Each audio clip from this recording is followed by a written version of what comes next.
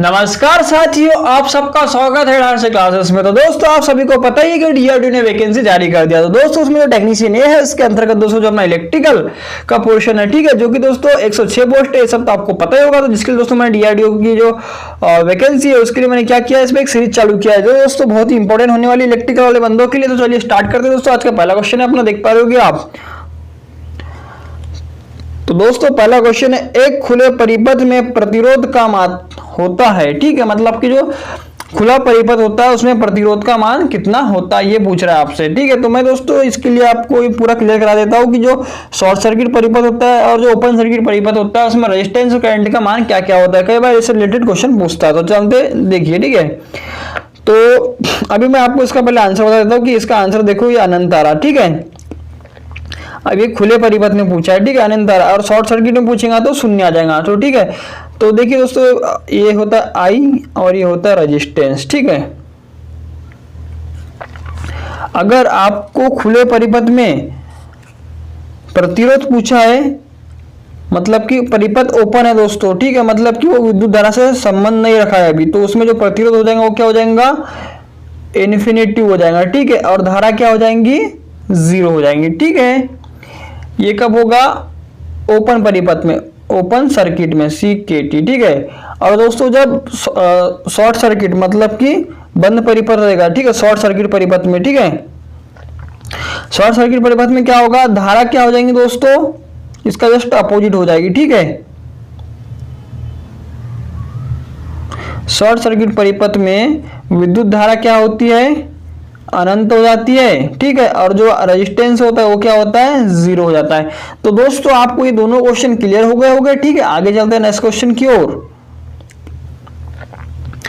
Next question बोल रहा है, HRC फ्यूज का एम्पियर में परास क्या होता है, ठीक है। HRC फ्यूज जो होता है उसका एम्पियर में परास कितना होता है। तो दोस्तों आपको इसको याद रखना है, इसका आंसर आ जाएगा 2 से 60 एम्पियर तक होता है, ठीक है। नेक्स्ट क्वेश्चन देखेंगे। नेक्स्ट क्वेश्चन है अपना, जिस पात्र में रासायनिक क्रिया संपन्न की जाती है उसे क्या कहते हैं। तो दोस्तों इसे क्या कहते हैं, वोल्टा मीटर बोलते हैं, ठीक है। ये बहुत ही इंपॉर्टेंट क्वेश्चन है, एक दो बार एग्जाम में आ चुका है, ठीक है, ये इसके पहले भी, ठीक है। आगे देखेंगे नेक्स्ट क्वेश्चन। शुष्क सेल में एनोड किस पदार्थ का बना होता है। तो दोस्तों मैं आपको बता देना चाहूँ, जो शुष्क सेल होता है जिसे ड्राई सेल बोलते हैं, जिसका विद्युत वाहक बल मतलब कि जो वोल्ट होता है वो कितना होता है, 1.5 वोल्ट होता है, ठीक है। जिसका क्या होता है, एनोड मतलब कि धनात्मक सिरा, ठीक है, वो काय का बना होता है दोस्तों, कार्बन का बना हुआ होता है। और आपको बोलता कि कैथोड मतलब कि ऋणात्मक सिरा, वो काय का बना होता है, जस्ते का बना होता है, ठीक है ना। लेकिन इसने अभी हमको क्या पूछा है, धनात्मक सिरा मतलब कि एनोड पूछा है, तो उसका आंसर आ जाएगा अपना कार्बन आ जाएगा, ठीक है। तो दोस्तों ये आपसे मतलब क्वेश्चन क्लियर हो गया होगा, ठीक है। अब देखेंगे नेक्स्ट क्वेश्चन। नेक्स्ट क्वेश्चन क्या बोल रहा है कि परमाणु की कक्षा में 2 इलेक्ट्रॉन है तो कक्षा M में कितने इलेक्ट्रॉन हो गए, ठीक है, ये पूछा है। तो दोस्तों इसका एक फार्मूला होता है कि कक्षा में इलेक्ट्रॉनों की जो संख्या ज्ञात की जाती है, ठीक है, कि कैसे निकाले। तो दोस्तों इसका एक देखिए फार्मूला बता रहा हूँ, 2n स्क्वायर होता है, ठीक है। अब जानते हैं कि जो कक्षा होती है कैसी रखी जाती है। तो देखिए पा रहे होगे आप, इसमें होता है एक पहली क्या होती है, K, L, M और ये N होता है। तो K 1 नंबर पे होता है, L 2 नंबर पे होता है, 3 नंबर पे M और ये 4 नंबर पे, ठीक है। तो इनका मान दोस्तों हम क्या करेंगे, जो मैंने अभी आपको फॉर्मूला बताया था 2n स्क्वायर, इसमें क्या करेंगे, पुट कर देंगे। तो उन्होंने क्या पूछा है, K का मान तो 2 दे दिया है, तो 2 देखो मैं कैसे आया वो भी बता देता हूँ, ठीक है। तो ये 2 हो जाएगा, N की जगह आ जाएगा 1 और इसका हो जाएगा स्क्वायर। तो 1 का स्क्वायर 1 ही होता है, तो 2 का इंटू हो जाएगा, तो कितना आ जाएगा, 2 आ जाएगा, ठीक है। उसी प्रकार रियल का मान देख लेते हैं, तो 2 इंटू के 2 इसका हो जाएगा स्क्वायर, तो 2 का स्क्वायर कितना होता है, 4, 4 दूनी कितना हो जाएगा, ये 8 हो जाएगा, ठीक है। अब जानते हैं हमको M का पूछा है उसने, है ना। तो 2 इंटू के 3 का स्क्वायर, तो 3 का स्क्वायर कितना हो जाएगा दोस्तों, 9, तो 9 और 9 दूनी कितना हो जाएगा, 18 हो जाएगा, ठीक है। तो इसी प्रकार से बाकी कक्षा का आप निकाल सकते हैं, ठीक है। तो इतना आपको क्लियर हो गया होगा, तो ठीक है, इसका आंसर क्या आ जाएगा दोस्तों, 18 आंसर आ जाएगा, ठीक है। आपको समझ में आ गया होगा 18 कैसे कैसे आया, ठीक है। और दोस्तों इसमें एक बेसिक बात मैं बता देना चाहूँ कि जो अपना इलेक्ट्रॉन होता है, जो उसकी जो अंतिम कक्षा होती है दोस्तों, ठीक है, किसी भी इलेक्ट्रॉन की, ठीक है, जो अंतिम कक्षा होती है उसमें अधिकतम इलेक्ट्रॉनों की संख्या जो होती है 8 रखी जाती है, ठीक है। और जो प्रारंभिक पहली कक्षा होती है उसमें क्या होता है, 18 रखी जा सकती है। मतलब कि ये कॉन्सेप्ट है, इसमें बता देना चाहूंगा मैं, जैसे कि आपको मैं बता देता हूँ, सपोज जैसे कि आप सबको पता होगा कि जो कैल्शियम होता है सी है ना, उसका जो परमाणु क्रमांक कितना होता है 20 होता है, ठीक है। तो पहली कक्षा में कितना आ जाएगा 2 आ जाएगा, दूसरी कक्षा में 8 आ जाएगा, ठीक है। अब आप बोलोगे तीसरे, अब 2 + 8 कितना हो गया, ये 10 हो गया। अब 20 में से 10 गया तो कितना बचा, 10 बचा, ठीक है। अब 10 अपने क्या बचे, इलेक्ट्रॉन बचे, ठीक है। तो 10 जो है दोस्तों वो क्या करेंगे, आप बोलोगे कि हम जो लास्ट कक्षा है 2 8 18 है ना, होती है ना 2 8 18, तो उसमें डाल देते हैं। तो दोस्तों उसमें हम 10 इलेक्ट्रॉन नहीं डाल सकते, ठीक है, क्योंकि आप सभी को पता है कि जो परमाणु की लास्ट कक्षा होती है उसमें 8 से अधिक इलेक्ट्रॉन को नहीं रख सकते, ठीक है। तो इसीलिए इसमें क्या करेंगे 2 8 फिर ये 8 डालेंगे और उसके बाद में फिर और 2 डालेंगे दोस्तों, तो ये ऐसा होगा, ठीक है। ये आपको याद रखना है, ठीक है। आगे देखेंगे नेक्स्ट क्वेश्चन। नेक्स्ट क्वेश्चन क्या बोल रहा है, निम्न में से अच्छा चालक कौन सा है, ठीक है। अब इसमें आप देख पा रहे होगे इसमें कार्बन दिया हुआ है पहला ऑप्शन, दूसरा ऑप्शन पीतल दिया हुआ है, तांबा दिया हुआ है, एल्यूमिनियम दिया हुआ है, ठीक है। तो दोस्तों इसमें सबसे अच्छा जो चालक होता है अपना, यहाँ पे जो कंडीशन है अपने ऑप्शन के अनुसार, तो उसका आंसर आ जाएगा तांबा आता है, ठीक है। अब मैं आपको तांबा का भी स्पेसिफिक बता देता हूँ क्या क्या होता है, ठीक है। तो जैसे कि आप सभी को पता होना चाहिए तांबे का परमाणु क्रमांक कितना होता है 29 होता है, ठीक है। इसका जो गलनांक होता है उसका गलनांक जो होता है दोस्तों 1084 डिग्री सेल्सियस होता है, ठीक है, ठीक है। और ये अच्छा चालक होता है ना, इतना आपको पता होना चाहिए, ठीक है। और आगे मैं आपको जो चारों ऑप्शन है पूरे क्लियर कर देता हूँ। जैसे कि कार्बन होता है, ठीक है, इसका परमाणु क्रमांक 6 होता है, ठीक है ना। और इसका जो गलनांक होता है दोस्तों 3500 डिग्री सेंटीग्रेड होता है, ठीक है।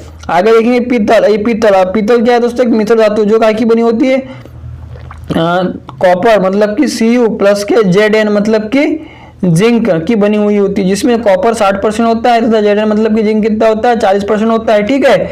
इसका जो गलनांक होता है दोस्तों 1260 करीब होता है, ठीक है। अब जो तांबा का तो मैंने आपको बता दिया। अब आगे अपना एल्यूमिनियम, तो दोस्तों इसके बारे में भी आपको पता होना जरूरी है, ठीक है। तो एल्यूमिनियम जो होता है उसका जो गलनांक होता है, चलो Al बोलते हैं इसको, Al है ना, एल्यूमिनियम, ठीक है। ये इसका परमाणु क्रमांक होता है 13 और जिसका जो गलनांक होता है 657 डिग्री सेल्सियस होता है, जो कि ओवरहेड लाइन में अधिकतर मतलब ओवरहेड लाइन में अभी जो चल रहा है दोस्तों, ओवरहेड लाइन में जो ओवरहेड लाइन जो होती है उसमें एल्यूमिनियम तार का यूज किया जाता है, एल्यूमिनियम कंडक्टर का यूज किया जाता है, बहुत ऐसे यूज किया जा रहा है, ठीक है। आगे देखेंगे नेक्स्ट क्वेश्चन।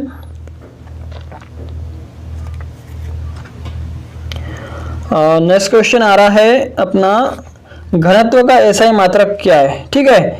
तो दोस्तों इसका मात्रक आ जाएगा किलोग्राम प्रति घन मीटर, ये इसका आंसर हो जाएगा। तो दोस्तों आपको याद रखना है, एग्जाम में आता है ये भी, ठीक है। क्वेश्चन, निम्न में से ओम के नियम अनुसार असत्य है। तो दोस्तों आप सभी को पता ही होगा कि जो होता है P बराबर VI होता है, मतलब कि राइट है। एक होता है V बराबर IR होता है, ये भी राइट है।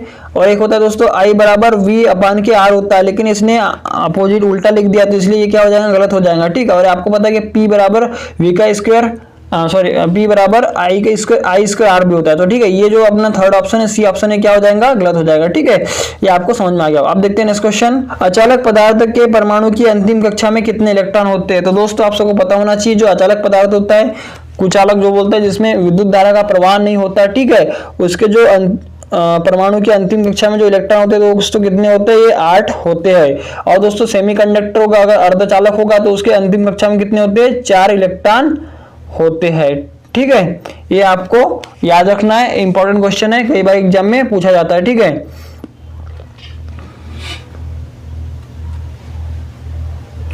आगे देखिए नेक्स्ट क्वेश्चन, चुंबकीय फ्लक्स घनत्व का प्रतीक क्या होता है। तो दोस्तों चुंबकीय फ्लक्स घनत्व किसका मतलब क्या होता है, इसका प्रतीक क्या होता है, बी होता है, ठीक है। जिसका मात्रक क्या होता है, वेबर प्रति मीटर स्क्वायर होता है, या फिर इसको बोलते हैं टेस्ला, ठीक है। ये आपको याद रखना है, ठीक है। अब यहाँ पे दिया ये, इसका ये भी आंसर आ जाएगा, ठीक है। और ये जो फ्लक्स है दोस्तों, ये क्या है, जो फाई, ये जो ये फाई दिया हुआ है, ये क्या है, चुंबकीय फ्लक्स का है ना, चुंबकीय फ्लक्स को बोलते हैं फाई, ठीक है। और ये एच जो है किसका है, चुंबकन सामर्थ्य होता है, ठीक है, इसको एच से प्रदर्शित करते हैं, ठीक है। तो ठीक है दोस्तों, आपको इतना समझ में आ गया। आप देखते हैं नेक्स्ट क्वेश्चन। नेक्स्ट क्वेश्चन क्या बोल रहा है, नेक्स्ट क्वेश्चन है, सिलिकॉन स्टील में सिलिकॉन की मात्रा कितने प्रतिशत रखी जाती है, ठीक है।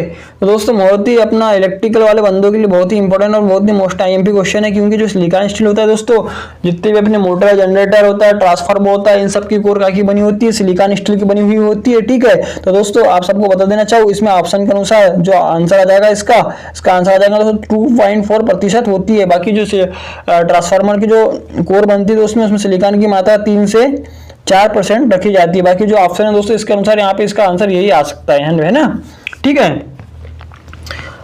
अब आपको पता होना चाहिए कि जो सिलिकॉन होता है ना वो क्यों मिलाते हैं ना, तो सिलिकॉन क्यों मिलाते हैं दोस्तों, हिस्टेरिसिस लॉस को कम करने के लिए मिलाते हैं, ठीक है। ये आपको इतना क्लियर हो गया होगा। आगे देखते हैं नेक्स्ट क्वेश्चन। नेक्स्ट क्वेश्चन क्या बोल रहा है, निम्न में से कौन सा एक गुण चुंबक का नहीं है। तो दोस्तों आप सबको पता होगा कि इसमें ये इंडक्शन भी होता है, आकर्षण भी होता है, प्रत्याकर्षण भी होता है, एक ध्रुव यह नहीं होता। आप सबको पता होना चाहिए कि मैग्नेट जो चुंबक होता है दोस्तों, ठीक है, उसके आप कितने भी टुकड़े कर दो, ठीक है, वो कभी भी क्या होता है मतलब कि 2 पोल रहेंगे ही उसमें, मतलब कभी भी ऐसा नहीं होगा कि उसका एक ही पोल बने, मतलब कि छोटे से छोटा भी, कितने छोटे से छोटा भी पोल हो, वो हमेशा क्या होगा, उसके 2 ध्रुव रहेंगे। इसीलिए इसका आंसर ये जो एक ध्रुव ये क्या है, ये गलत हो जाएगा, ठीक है। आगे देखिए नेक्स्ट क्वेश्चन। नेक्स्ट क्वेश्चन बोल रहा है 220 वोल्ट 220 वाट के लैंप का प्रतिरोध होगा। तो दोस्तों इसके लिए क्या करना है आपको, P बराबर क्या होता है, V का स्क्वायर अपन के R आ जाएगा, ठीक है। तो R हम इधर में डाल देंगे, P को यहाँ कर देंगे, ठीक है। तो V का स्क्वायर, तो V कितना है दोस्तों 220 इंटू 220 हो जाएगा, 2 बार लिख सकता हूँ, अपन वाट कितना है 220, तो 220 से 220 कैंसिल हो जाएगा, तो एक 220 ही बच जाएगा, तो इसका आंसर कितना आ जाएगा 220 ओम आ जाएगा, ठीक है। नेक्स्ट क्वेश्चन देखेंगे। नेक्स्ट क्वेश्चन है अपना, विद्युत धारा के उसमें सिद्धांत की खोज किसने की थी। तो कौन से वैज्ञानिक थे, उन्होंने जिन्होंने खोज की थी, तो उनका नाम है दोस्तों जूल, ठीक है। इनका आंसर आ जाएगा जूल आ जाएगा, ठीक है। इनके नियम के अनुसार एच बराबर क्या होता है, इसके नियम के अनुसार दोस्तों एच बराबर क्या होता है दोस्तों, आई इंटू के आई स्क्वायर आर इंटू के टी होता है, ठीक है। ये आपको याद रखना है, ये जूल का नियम है, ठीक है। आगे देखेंगे नेक्स्ट क्वेश्चन। नेक्स्ट क्वेश्चन क्या बोल रहा है, नेक्स्ट क्वेश्चन बोल रहा है निम्न में से डायाचुंबकीय पदार्थ कौन सा है। अब डायाचुंबकीय पदार्थ को और हिंदी में क्या बोलते हैं, तो इसको बोलते हैं दोस्तों अचुंबकीय पदार्थ बोलते, क्या बोलते, अचुंबकीय पदार्थ बोलते। तो ठीक है, इसका आंसर क्या क्या हो जाएगा बताता हूँ, देख पा रहे हो क्या। ये जो बिस्मथ है ये तो सबसे अच्छा सबसे स्पेशल डायाचुंबकीय पदार्थ का उदाहरण है, जो कि सबसे अधिक शक्तिशाली होता है ना उसमें, मतलब डायाचुंबकीय पदार्थ में, ठीक है। तो ये तो आंसर सही है, एंटीमनी भी आता है, जल भी आता है, मतलब कि उपरोक्त सभी इसके आंसर हो जाएंगे, ठीक है। नेक्स्ट क्वेश्चन देखेंगे 176वां क्या बोल रहा है, निम्न में से धारा की मात्रक का प्रतीक क्या होता है। तो दोस्तों बहुत ही सिंपल और बच्चों वाला क्वेश्चन आ गया है, तो ठीक है आपको पता ही होना चाहिए, ठीक है, कि जो धारा होती है, धारा मतलब कि विद्युत धारा है ना, क्या होती है, विद्युत धारा की मात्रक क्या होता है, एम्पीयर होता है। और विद्युत धारा की परिभाषा क्या है, फ्लो ऑफ इलेक्ट्रॉन, मतलब इलेक्ट्रॉन प्रवाह की दर को ही, इलेक्ट्रॉन प्रवाह की दर को ही क्या बोलते हैं, विद्युत धारा बोलते हैं। अब इन्होंने क्या पूछा है, निम्न में से धारा का मात्रक का प्रतीक क्या है, धारा के मात्रक का प्रतीक पूछा है, तो उसका मात्रक का जो प्रतीक होता है ए होता है, जिसको हम एम्पियर बोलते हैं, ठीक है। और धारा का प्रतीक पूछता तो उसका आ जाता दोस्तों आई आ जाता, लेकिन इन्होंने क्या पूछा, धारा के मात्रक का प्रतीक, तो ए इसका आंसर आ जाएगा। और ये जो यहाँ पे आपको वी दिख रहा है ये क्या है, ये वोल्ट है ना, ठीक है, वोल्ट का प्रतीक होता है, ठीक है। इसीलिए आपको ये बता दिया यहाँ पे, ठीक है। ये आपको चारों ऑप्शन क्लियर हो गए यहाँ पे, ठीक है। आप देखेंगे नेक्स्ट क्वेश्चन। नेक्स्ट क्वेश्चन क्या बोल रहा है कि यदि एक बैटरी 7 एम्पियर की धारा 10 घंटे तक प्रदान करती है तो उसकी क्षमता कितनी होगी। तो इफिशियंसी पूछ रहा है दोस्तों, तो इफिशियंसी इक्वल टू क्या होगा, एम्पियर हावर, एम्पियर इंटू के एच हो जाएगा। तो एम्पियर कितना है 7, इंटू के कितना होता है 10 होता है, क्योंकि जो आप सभी को पता होना चाहिए कि जो बैटरी की जो दक्षता होती है काय में होती है, एम्पियर हावर में होती है। तो 7/70 हो जाएगा, तो इसका आंसर कितना आ जाएगा 70 एम्पियर हावर आ जाएगा, इसका आंसर आ जाएगा 70 एम्पियर हावर, ठीक है। ये आपको क्लियर हो गया होगा। आगे देखेंगे नेक्स्ट क्वेश्चन।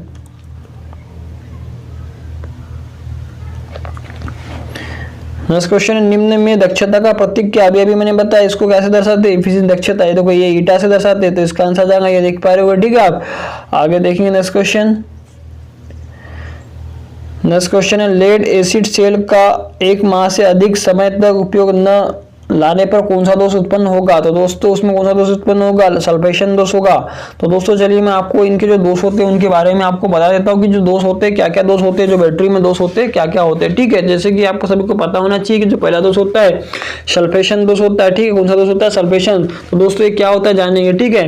प्लेटो पर सल्फेट का जम जाना, ठीक है, प्लेटो पर क्या होता है सल्फेट का जम जाना, सल्फेशन दोष कहलाता है। तो इसे दूर करने के लिए क्या करते हैं, ट्रिकल चार्जिंग को किया जाता है। तो ट्रिकल चार्जिंग क्या होता है, कम धारा पर बैटरी को आवेशित करना या फिर चार्जिंग पे लगाना ही ट्रिकल चार्जिंग कहलाता है। ठीक है, आगे दूसरा दोस्त आ जाएगा दोस्तों। दूसरा क्या है अपना सेडिमेंटेशन दोस्तों। इसके कारण क्या होता है दोस्तों, देखिए इसमें क्या होता है कि सेलों के नीचे बैठने वाली गंदगी जिससे शॉर्ट सर्किट होने की संभावना रहती है, जिससे जो होता है दोस्तों प्लेटों का शॉर्ट सर्किट होने का संभावना रहती है, तो उसको क्या बोलते हैं, सेडिमेंटेशन दोस्त बोलते हैं। ठीक है, तो इसको ठीक करने के लिए क्या करना चाहिए, इलेक्ट्रोलाइट पूरा का पूरा बदल देना चाहिए। जो इलेक्ट्रोलाइट होता है, ठीक है, आप सभी को पता है कि बैटरी के अंदर इलेक्ट्रोलाइट भरा होता है, तो उसको बदल देना चाहिए। फिर इसमें जो थर्ड वाला जो आता है दोस्तों, उसका जो आ जाएगा बकलिंग दोस्त। ठीक है, तो बकलिंग दोस्त जानते हैं क्या होता है। बकलिंग दोस्त, जब धारा का मान बढ़ाकर आवेशित तथा निरावेशित किया जाता है तो प्लेटें टेढ़ी मेढ़ी या फिर मुड़ जाती है। ठीक है, तो ये इसका दोष है। तो दोस्तों इसको ठीक करने के लिए जो प्लेटें होती है उसको बदल देना चाहिए, चेंज करना चाहिए। तो ठीक है, आपको मैंने देख पा रहे होंगे जो बैटरी से रिलेटेड जो भी दोष होता है मैंने आपको बता दिया। ठीक है, आगे आप आगे ठीक है आगे देखेंगे नेक्स्ट क्वेश्चन। किसी चालक का प्रतिरोध निर्भर करता है, तो दोस्तों इसको आपको याद रखने के लिए मैं एक मतलब ट्रिक बता रहा हूँ, देखिए है ना। इसको आपका क्या करना, LETA इसको बोलते हैं लेटा। ठीक है, ये आप याद रख लेना, तो आपको पूरा का पूरा हमेशा के लिए याद हो जाएगा। ठीक है, तो देखिए इसमें क्या होता है, पदार्थ की लंबाई पर भी है ना। दूसरा आ जाएगा एलिमेंट, मतलब कि जो अपना पदार्थ है ना उसकी किस्म पे भी पड़ता है। और तीसरा आ जाएगा टेम्परेचर, पदार्थ का मतलब जो टेम्परेचर है दोस्तों है ना, अगर रेजिस्टेंस बढ़ेगा तो टेम्परेचर बढ़ेगा तो रेजिस्टेंस बढ़ेगा। और जो होता है अनुप्रस्थ काट के क्षेत्रफल पर भी निर्भर करता है। ठीक है, ये आपको याद रखना है। ठीक है, तो इसलिए इसका आंसर आ जाएगा उपरोक्त सभी आ जाएगा। ठीक है, किसी चालक का प्रतिरोध निर्भर करता है तो लंबाई पर करता है, पदार्थ की प्रकृति पर भी करता है, तापमान पर भी करता है, उपरोक्त, तो इसका सभी आंसर आ जाएगा। आपको मैंने एक ट्रिक बता दिया, उसके अनुसार भी आप याद रख सकते हैं। ठीक है, आगे देखिए नेक्स्ट क्वेश्चन। नेक्स्ट क्वेश्चन क्या बोल रहा है, यदि 20 ओम के प्रतिरोध में से 2.5 एम्पियर की धारा प्रवाहित होती है तो विभवांतर क्या होगा। तो बहुत ही सरल क्वेश्चन। तो V बराबर क्या हो जाएगा दोस्तों, IR होता है। ठीक है, तो I का मान कितना दिया है, 2.5 दिया है, इंटू के ओम कितना हो जाएगा 20। तो जब 20 दूनी कितना होता है, ये देखो 40 है और 2.5 है, तो इसका मतलब कितना आ जाएगा दोस्तों, ये 50 आ जाएगा। ठीक है, तो इसका आंसर कितना आ जाएगा, 50 वोल्ट आ जाएगा। ठीक है, इसका आंसर आ जाएगा 50 वोल्ट आ जाएगा। ठीक है, आप करके देख लेना बोला तो आ जाएगा, आपको भी पता हो जाएगा। ठीक है, आगे देखिए नेक्स्ट क्वेश्चन। नेक्स्ट क्वेश्चन है दोस्तों, देख पा रहे होगे आप, वोल्टाइक सेल में स्थानीय क्रिया दोष को दूर करने के लिए जस्ते पर परत चढ़ाई जाती है। तो दोस्तों किसकी परत चढ़ाई जाती है, यह पारे की परत चढ़ाई जाती है, जिसको अम्लगमेशन बोलते हैं। ठीक है ना, पारे की परत चढ़ाई जाती है। ठीक है, आगे देखिए नेक्स्ट क्वेश्चन। तो नेक्स्ट क्वेश्चन है अपना नेक्स्ट क्वेश्चन देख पा रहे होगे आप, निम्न में से तांबे का गलनांक कितना होता है। तो दोस्तों जो तांबे का एग्जैक्ट गलनांक कितना होता है मैंने आपको सामने बताया था, 1084 डिग्री सेल्सियस होता है। अब इसमें लगभग में 1080 यहाँ पे दिया हुआ है, तो इसको अपने को मानना पड़ेगा, क्योंकि जो दूसरे जो भी है दोस्तों यहाँ पे जो ऑप्शन है वो मैच नहीं खा रहे। तो इसको अपने को ऐसा एग्जाम में होता है कई बार कि उसका नियर बाय पॉइंट दिया होता है, तो अपने को वो लगाना होता है। ठीक है, तो इसका आंसर आ जाएगा 1084 डिग्री। अब यहाँ पे दिया हुआ ए ऑप्शन, इसका ये दिया हुआ 960। तो दोस्तों आप सभी को याद होना चाहिए, जो एजी होता है सिल्वर मतलब कि चांदी, जिसका परमाणु क्रमांक होता है 47, जिसका गलनांक होता है 960 डिग्री सेल्सियस। ठीक है, जो क्या होता है अपने इलेक्ट्रिकल में सबसे अच्छा चालक होता है। सेकंड क्या जाएगा कॉपर, जो मैंने आपको बता दिया है इसमें। ठीक है, और इसमें देखो ये सी ऑप्शन में दिया है 3500 डिग्री सेल्सियस, ये क्या होता है कार्बन का गलनांक होता है। ठीक है, ये इतना आपको याद हो गया, मतलब पूरा बता दिया मैंने, याद भी हो गया होगा। ठीक है, और इतना जो अपने इलेक्ट्रिकल वाले बंदे ये सब बेसिक बात तो उनको याद रखना ही चाहिए। ठीक है, आगे देखेंगे नेक्स्ट क्वेश्चन क्या बोल रहा है। तो नेक्स्ट क्वेश्चन आ जाएगा अपना, नेक्स्ट क्वेश्चन इसमें देख पा रहे हो आप दोस्तों, निम्न में से कौन सा एक अग्नि से अप्रभावित रहने वाला चालक है। तो इसको बोलते हैं अब्रक होता है। ठीक है, इसकी जो डाइलेक्ट्रिक स्ट्रेंथ होती कितनी होती है, 20 से 60 किलो वोल्ट प्रति mm है ना, इसकी क्या होती है डाइलेक्ट्रिक स्ट्रेंथ है ना, ये भी आपको याद रखना है। ठीक है, तो ठीक है, आगे नेक्स्ट क्वेश्चन क्या है, वायर वाउंड परिवर्तित मान प्रतिरोधों का निर्माण किस माप तक किया जाता है। तो इसका आंसर क्या आ जाएगा देखते। तो दोस्तों इसका आंसर आ जाएगा 5 से 5 किलो ओम तक। ठीक है, ये इसका ये आंसर हो जाएगा। ठीक है, आगे देखिए नेक्स्ट क्वेश्चन 186 वाला क्वेश्चन है, प्रतिरोध की रंग की निर्धारण सारणी के अनुसार पीले रंग का चौथी पट्टी का टॉलरेंस कितना होगा। तो दोस्तों आप सभी को मैंने इसका जो शॉर्ट ट्रिक है वो भी याद करवा ही दिया हो, इसके पहले वाले जितनी भी क्लास लिया हो उसमें एक दो बार जो क्वेश्चन आए थे उसमें बहुत अच्छे से मैंने बताया, जिसके आपको मैं फिर से एक बार बता देता हूँ कि इसका जो होता है short trick B Roy, Great Britain, very good wife, golden, silver, no colour. ठीक है, तो इसमें क्या पूछा है उसने, पीले रंग का पूछा है। ठीक है, ये जो होता है पीले रंग का पूछा है। ठीक है, तो दोस्तों बी रॉय, ये जो वाई है ना, ये वाई मतलब कि ये लो, तो ये इसका जो टॉलरेंस होता है कितना होता है। तो आप सभी को पता है कि फर्स्ट रो 0 से 9 तक होती है, सेकंड रो 0 से 9 तक होती है, थर्ड रो मल्टीपल की होती है जो 0 से स्टार्ट होती है। जो फोर्थ रो होती है दोस्तों वो भी 0 से स्टार्ट होगी। तो 0 1 2 3 और ये हो जाएगा 4। तो दोस्तों इसका टॉलरेंस कितना हो जाएगा, ±4% आ जाएगा। तो इसका ये आंसर, इसका जो ±4% है, इसका आंसर ये क्या हो जाएगा, सही हो जाएगा। ठीक है, नेक्स्ट क्वेश्चन देखेंगे। नेक्स्ट क्वेश्चन क्या बोल रहा है कि अभ्रक किस वर्ग का अचालक है। तो अभ्रक जो होता है दोस्तों ये क्या होता है, सी वर्ग का अचालक होता है। ठीक है, ये इसका आंसर क्या आ जाएगा, सी वाला, सी वर्ग। अब जो इसका सहन करने की क्षमता जो होती है, जो सी है ना, वो क्या होती है, 180 से 220 तक होती, डिग्री सेल्सियस तक होती है। ठीक है, ये आ जाए डिग्री सेल्सियस। ठीक है, चलो आपको मैं इसके पूरे एक बार फिर से बता देता हूँ कि जो इसके अंतर्गत कैसे कैसे मान रखा जाता है। तो दोस्तों इसका एक शॉर्ट ट्रिक है, जैसे कि आप सबको बताया हो, ये आए एक बार फेल हो चुके। तो y का दोस्तों 90 आ जाएगा, a का दोस्तों 105 आ जाएगा, e का 120 आ जाएगा और b का 130 आ जाएगा, f का 155 आ जाएगा, h का 180 आ जाएगा और c का 180 से 220 आ जाएगा। ठीक है, तो अभ्रक क्या में आता है, इसमें जो 180 से 220 जो c आता है दोस्तों उसके अंतर्गत ये आ जाएगा। ठीक है, इतना आपको याद रखना है, बहुत ही इंपॉर्टेंट क्वेश्चन है, इससे कई बार क्वेश्चन एग्जाम में आ चुके हैं और बनते ही है। ठीक है, आगे देखेंगे नेक्स्ट क्वेश्चन क्या हो रहा है, जीने की वायरिंग में किस स्विच का प्रयोग किया जाता है। तो जो जीने की वायरिंग होती है उसमें 2A स्विच का उपयोग किया जाता है। ठीक है, आगे देखेंगे नेक्स्ट क्वेश्चन। नेक्स्ट क्वेश्चन क्या है, इसमें एक श्रेणी परिपथ में 4, 5, 8 ओम के प्रतिरोध जुड़े हुए हैं। यदि 4 ओम के प्रतिरोध में से 5 एम्पियर की धारा 8 ओम, तो 8 ओम के प्रतिरोध में धारा कितनी होगी। ठीक है, ये पूछ रहा है। तो दोस्तों आप सबको मैं बता देना चाहूँ कि जो परिपथ है वो क्या बोल रहा है, श्रेणी परिपथ है। तो आप सभी को याद रखना है कि जो धारा होती है श्रेणी परिपथ में क्या होती है, I बराबर IT, मतलब क्या होगा, I1 बराबर I2 बराबर I3। मतलब कि जो श्रेणी परिपथ होता है दोस्तों में विद्युत धारा एक जैसी होती है, क्योंकि उसमें धारा को जाने, परिपथ में धारा को जाने के लिए एक ही मार्ग होता है। इसीलिए जो श्रेणी परिपथ होता है उसमें विद्युत धारा हमेशा समान होती है।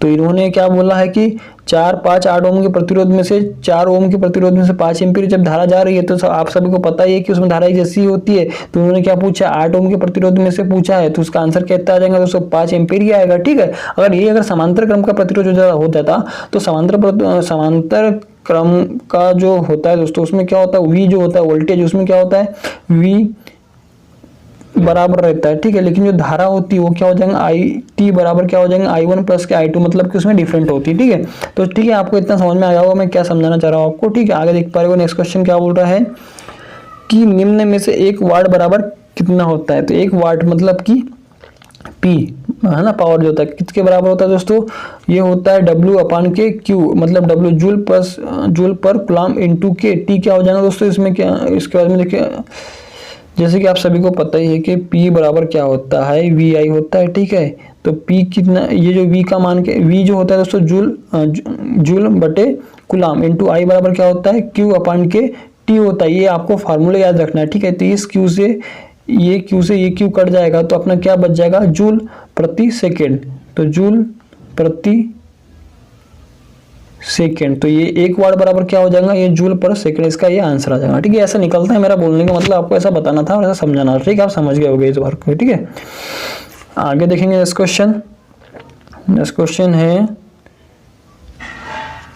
विद्युत चुंबक की कोर में पैदा हुआ चुंबकीय फ्लक्स घनत्व किस पर निर्भर करता है। ठीक है, तो ये दोस्तों आप सभी को याद रखना है कि धारा का मान जो होता है I, टर्नों की संख्या N और जो कोर की लंबाई होती है, इन सब पर यह निर्भर करता है। तो इसका आंसर ये आ जाएगा। ठीक है, ये आपको क्लियर हो गया होगा। आगे देखेंगे नेक्स्ट क्वेश्चन क्या बोल रहा है। तो नेक्स्ट क्वेश्चन जैसे कि आप देख पा रहे हो, लोहा तथा निकिल से बनी मिश्र धातु क्या होती है, लोहा तथा निकिल से, तो इसका आ जाएगा दोस्तों परमेलाई। आपको याद रखना है परमेलाई, ये मतलब धातु होती है जो लोहा और निकल से मिश्र होकर बनी होती है। ठीक है, आगे देखेंगे नेक्स्ट क्वेश्चन। नेक्स्ट क्वेश्चन देखो, लेख लांछी सेल का विद्युत वाहक बल कितना होता है। तो दोस्तों लेख लांछी सेल का मैंने आपको बताया था अभी कल परसों जब सीरीज मतलब डीआरडी जो सीरीज में उसमें बताया था, और जो भी चल रही है इसमें बता देता हूँ, ठीक है। इसका होता है दोस्तों 1.4 से लेके 1.5 वोल्ट होता है। तो देखिए उनके बीच का आपको एक ही दिख रहा है 1.46, तो इसको लगा देते हैं, ठीक है। ये आ जाएगा इसका आंसर, ठीक है। आगे देखेंगे नेक्स्ट क्वेश्चन, विद्युत धारा की गति कितनी होती है। विद्युत धारा की गति होती है 3 गुणित के 10 पर 8 की घात मीटर पर सेकंड, ये विद्युत धारा की गति होती है, ठीक है। ये देख पा रहे होगा आपको यहाँ पे कहीं ऑप्शन में दिख रहा होगा, तो ये ऑप्शन में दिख रहा होगा, इसको लगा देना, आपको इसका आंसर याद आ जाएगा, ठीक है। आगे देखिए नेक्स्ट क्वेश्चन। नेक्स्ट क्वेश्चन जैसे कि आप देख पा रहे हैं कि 195 ओम मीटर का संकेतक आप अवस्था में रहता है, मतलब कि जब दोस्तों ओम मीटर है वो खुला है, मतलब कि ठीक है, उसका परिपथ खुला हुआ है, तो उसमें जो उसका जो पॉइंटर है वो क्या दर्शाएगा ये पूछने जा रहा था दोस्तों। इसका आ जाएगा अनंत पर दर्शाना चाहिए, ठीक है, तो वो ठीक है। और जब हम उसको शॉर्ट कर देंगे, मतलब कि जो दोनों लीड होती है, ठीक है, इन दोनों को हम एक साथ जोड़ देंगे, और जब उसको ओम मीटर होता है ना, तब उसमें क्या दर्शाना चाहिए, उसमें 0 दर्शाना चाहिए उसका पॉइंटर, जब शॉर्ट कंडीशन में रहेगा, ठीक है। तो आपको इतना समझ में आ गया होगा, ठीक है। आगे देखते हैं नेक्स्ट क्वेश्चन इसका। तो नेक्स्ट क्वेश्चन है इसमें, कार्बन प्रतिरोधकों के संयोजक बिंदु किस धातु से निर्मित होते हैं। तो जो कार्बन के प्रतिरोधक जो बनाए जाते हैं, रजिस्टर जिसको बोलते हैं, ठीक है, आप समझ पा रहे होगे, है ना। तो उसका आंसर आ जाएगा दोस्तों टिन आलेपित तांबे के तार का बना होता है, ठीक है। आगे देखेंगे नेक्स्ट क्वेश्चन। नेक्स्ट क्वेश्चन है अपना, इसमें देख पा रहे होगे 1 किलोवाट घंटा कितने जूल के बराबर होता है। तो दोस्तों आप सबको बता देना चाहूंगा मैं कि जो एक यूनिट KWH, देखिए 1 KWH बराबर क्या होता है दोस्तों, 1 यूनिट होता है, आप सबको पता है ना। तो इसका मान कितना होएगा पूछ रहा है, 1 किलोवाट घंटा बराबर कितना होता है, ठीक है। तो देखिए आप सबको पता है कि 1 K का मतलब कितना होता है, 1000 K का ये वाट आवर हो जाएगा, इतना तो आप समझ ही गए होंगे, ठीक है। अब आपको पता है कि जो P होता है वाट, है ना, वाट आवर मैंने अभी थोड़ी देर पहले आपको क्या बताया था, जूल पर सेकंड बताया था, ठीक है। और ये घंटा मतलब कि हावर्स, तो इसको क्या में करेंगे हम, इसको सेकंड में चेंज कर देंगे, ठीक है। तो 1 घंटे में कितना होता है दोस्तों, 3600 सेकंड होते हैं, ठीक है। ये आपको समझ में आ गया होगा, ठीक है। अब देखते हैं इसका, मैं पूरा मल्टीपल करता हूँ तो आपको बताता हूँ इसका आंसर क्या आ रहा है, ठीक है। देख पाए तो दोस्तों देखिए 1 KWH बराबर क्या हो जाएगा, 1000 वाट आवर। तो वाट आवर को मैंने अभी आपको बताया जूल पर सेकंड हो जाएगा, ठीक है। तो वाट कब होता है, जूल पर सेकंड इनटू जो घंटा है दोस्तों, तो उसको अपन सेकंड में चेंज कर देंगे तो 3600 सेकेंड। तो इस सेकेंड से ये सेकेंड कट जाएगा, तो अब देखिए क्या होगा इसका, देखिए ये 36 इधर में आ जाएगा, उससे इसका गुना हो जाएगा 36, ये जो 2 जीरो है और ये 3 जीरो, तो 1 2 3 4 5, ये देखो ये सेकेंड से सेकेंड कट गया, तो क्या बचा है यहाँ पे, जूल बचा है, क्या बचा है यहाँ पे, जूल। तो दोस्तों ये क्या होता होगा, 36 लाख जूल हो जाएगा, ठीक है। तो हम इसको ऐसा भी लिख सकते हैं, 36 गुणित के 10 पर 5 की घात लिख सकते हैं, ठीक है। अब उसने क्या किया है, इसमें जो ऑप्शन दिया हुआ है, ठीक है, उसने क्या किया है, देखो इसने ऑप्शन में क्या दिया हुआ, 3.6 × 10⁻⁶ की घात दे दिया है जूल। तो ये भी हो सकता है कि ये भी हो जाएगा, ठीक है। क्यों हो जाएगा, क्योंकि आपको सभी को पता है कि 10 पे 5 की घात आ रही है। अब उसने क्या किया, 6 लगा दिया, तो इसमें क्या होगा, इसके बटे में आप क्या करना, 10 लगा देना, और यहाँ से एक जीरो, ये 1 कट जाएगा, क्योंकि ये 3.6 है ना, ये आप समझ गए होंगे जो भी इलेक्ट्रिकल वाले बंदे क्या बोलना चाह रहा हूँ, ठीक है। तो समझाने की कोई जरूरत नहीं, ठीक है। आगे देखिए नेक्स्ट क्वेश्चन। निम्न में से किस लैंप का प्रतिरोध अधिक होगा। तो दोस्तों आप सबको पता होना चाहिए, तो 10 वाट का लैंप है, ठीक है, उसका जो प्रतिरोध होगा वो क्या होगा, सबसे अधिक होगा। क्यों होगा, अधिक होगा इसीलिए तो वो कम प्रकाश दे रहा है ना हमें, है ना। और जो 100 वाट का लैंप है दोस्तों, उसका जो प्रतिरोध होगा सबसे कम होगा, है ना, ये ऐसा होता है इसमें, ठीक है। चलो नेक्स्ट क्वेश्चन देखते हैं। 4 ओम और 7 ओम के प्रतिरोधकों को समांतर में जोड़ने पर तुल्य प्रतिरोध क्या होगा। तुल्य प्रतिरोध तो आपको दोस्तों इसको एक काम करना है, देखो ये आप ऐसा भी निकाल सकते हैं, 1/RT बराबर 1/R1 प्लस के 1/R2, ठीक है, ये ऐसा भी निकाल सकते हैं। ये प्रतिरोध समांतर क्रम में जब जुड़े रहते हैं तो उसको निकालने का ये फॉर्मूला, ठीक है। अगर आपको ऐसा नहीं निकालना है तो आप ऐसा भी निकाल सकते हो, ठीक है। देखिए मैं बता रहा हूँ, इसको आप एक काम करना, a इंटू के बी अपान के a प्लस बी कर देना, तो ठीक है। यहाँ पे देखो a इंटू बी 7 कितना हो जाएगा, 28 आ जाएगा, ठीक है। अब आप a प्लस बी 7 और 4 कितना हो जाएगा, 11। जब इसका आप इसमें भाग देंगे तो इसका आंसर आ जाएगा, तो दोस्तों इसका आंसर कितना आ जाएगा, 2.54 ओम आ जाएगा, ठीक है। ये आपको समझ में आ गया होगा, ठीक है। आगे देखेंगे नेक्स्ट क्वेश्चन। नेक्स्ट क्वेश्चन के ऊपर लेड एसिड बैटरी की पूर्ण चार्ज अवस्था में अपेक्षित घनत्व कितना हो जाएगा? तो दोस्तों इसका आंसर आ जाएगा 1.25 से 1.28 होता है, ठीक है। आगे देखेंगे नेक्स्ट क्वेश्चन। नेक्स्ट क्वेश्चन क्या बोला, मोटर में कौन सा एक घूमने वाला भाग नहीं होता बोला, ठीक है। ये आपको देखना, क्वेश्चन को ढंग से पढ़ना जब भी एग्जाम में जाओगे, ठीक है। इसका ये क्या बोला, नहीं होता, ठीक है। तो इसका आंसर आपको बता देना चाहूँ मैं। देखो आर्मेचर वाइंडिंग घूमती है, कूलिंग फैन भी घूमता है, आर्मेचर कोर भी, मतलब उसमें जो घूमने वाली भाग है। तो जो फील्ड वाइंडिंग होती है क्या होती है, स्थिर रहती है, और ये क्या होता है, घूमती नहीं। तो इसका आंसर ये आ जाएगा, ठीक है। आगे देखिए नेक्स्ट क्वेश्चन। नेक्स्ट क्वेश्चन क्या है, इसको शंट फील्ड वाइंडिंग होती है। तो दोस्तों आप सभी को पता होना चाहिए, जो शंट जनरेटर होता है उसमें शंट फील्ड वाइंडिंग की जाती है, जो क्या होता है, पतले तार तथा अधिक टर्न की होती है, जिसका जो रेजिस्टेंस होता है कितना होता है, 250 ओम तक होता है, ठीक है। और जो अपना डीसी सीरीज जनरेटर होता है, ठीक है, डीसी सीरीज जनरेटर जो होता है उसकी जो वाइंडिंग्स होती है वो क्या होती है, मोटे तार की होती है ना, और कम टर्न होता है, ठीक है, जिसका रेजिस्टेंस भी क्या होता है, कम होता है। तो ये आपको मैंने दोनों में डिफरेंट बता दिया, ठीक है। आगे देखिए next question. DC series motor में लोड बढ़ने पर उसका टार्क क्या होता है, डीसी सीरीज मोटर है तो इसका दोस्तों क्या हो जाएगा, ये बढ़ता है, ठीक है। आगे देखेंगे इस क्वेश्चन। जनरेटर की फील्ड कॉइल बनाई जाती है, जो जनरेटर होता है दोस्तों उसकी फील्ड कॉइल किसकी बनाई जाती है, सुपर एनिमल्ड कॉपर तार की बनाई हुई जाती है, ठीक है। आगे देखेंगे नेक्स्ट क्वेश्चन। लोड करंट बढ़ने पर कौन सी हानियां बढ़ जाती है? तो दोस्तों लोड करंट बढ़ने में क्या होता है, कॉपर लॉस बढ़ जाता है, मतलब ताम्र हानि, ठीक है। ये इसका आंसर आ जाएगा, ठीक है। आगे देखेंगे नेक्स्ट क्वेश्चन। नेक्स्ट क्वेश्चन आ जाएगा, जनरेटर में इंटरपोल किस प्रभाव को कम करने के लिए प्रयुक्त किए जाते हैं? तो दोस्तों जनरेटर में जो इंटरपोल लगे होते हैं वो क्या करते हैं, कम्यूटेशन को कम करने के लिए लगाए जाते हैं। जो क्या करते हैं दोस्तों, जो मेन पोल होता है उनके क्या होता है, मिडिल में, मतलब कि बीच में लगे हुए होते हैं, तथा जो मतलब इंटरपोल की जो वाइंडिंग्स होती है ना, वो क्या होती है, आर्मेचर वाइंडिंग के सीरीज में जुड़ी हुई होती है, ठीक है। तो दोस्तों इससे रिलेटेड जो भी बन रहा था मैंने आपको बता दिया। आगे और देखेंगे नेक्स्ट क्वेश्चन। जैसे कि ध्रुवाच्छादन दोष में निम्न में से किस कारण होता है, मतलब ध्रुवाच्छादन जो होता है किसके कारण होता है? तो दोस्तों ये क्या होता है, हाइड्रोजन गैस के कारण से होता है, ठीक है। आगे देखेंगे नेक्स्ट क्वेश्चन। एक डीसी सीरीज जनरेटर लोड को 210 वोल्ट व 3 एम्पीयर धारा प्रदान करता है, यदि सीरीज की धारा का मान